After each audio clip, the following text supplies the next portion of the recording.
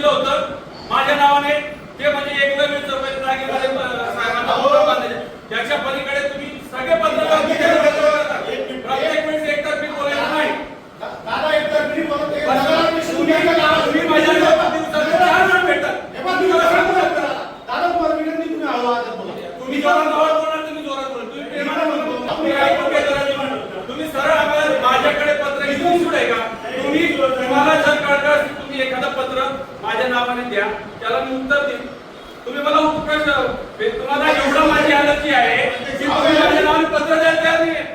मी पत्र दिलं, मी पत्र दिलंय मॅडमने काय घेऊ नका, त्याचं उत्तर देईल ना. तुम्हाला उत्तर दिलं, तुम्ही लगेच आता दिलं पत्र, उद्या दिलं सगळं काय. तुम्हाला त्या ज्ञानेश पठाण ऐकून घ्या. ज्ञानेश पठाणाने तुम्हाला सगळ्यांना पत्र दिलेलं आहे की भ्रष्टाचाराचा आरोप झाल्यावर खुलासा करा. एक महिना झाला का खुलासा केला नाही? प्रश्न दोन्ही साईडला विचारले जाऊ शकतात.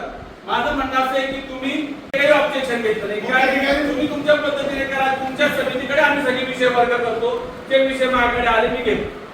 पण तुमच्यापैकी कोणी संवाद साधायला तयार नाही आणि एकतर्फी जर तुम्ही आरोप करणार तर ते बरोबर माझ्याकडे ओसी आहे आणि मी तुमच्या विषय नसता घेतला. ऐकून घ्या तुम्ही. अध्यक्ष महोदय प्रश्न सेट करतात ना तुम्ही.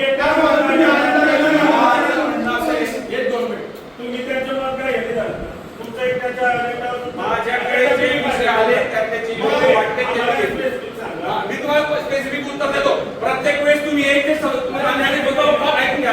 खास करून मला तुमच्याबद्दल सांगायचंय. तुम्ही प्रत्येक वेळेस एकच विषय, याला जबाबदार कोण, याला जबाबदार कोण.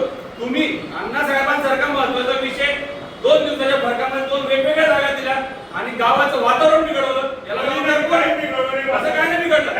असे आरोप आम्ही पण करू शकतो, पण मला त्या वाटेत जायचं नाही. तुम्ही प्रेमाने आमच्याकडे विषय सांगा.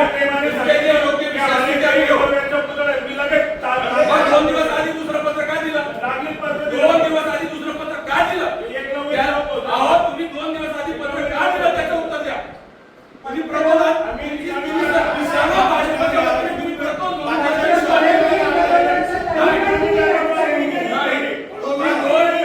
आवाज पण वाढवला मी.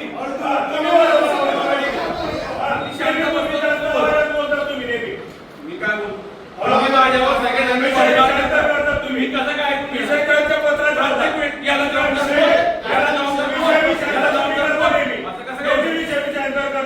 विषयाच्या पत्राचं उत्तर दिलं. त्या विषयाची बोला तुम्ही. आम्ही बोलतो ना. तुम्ही एवढा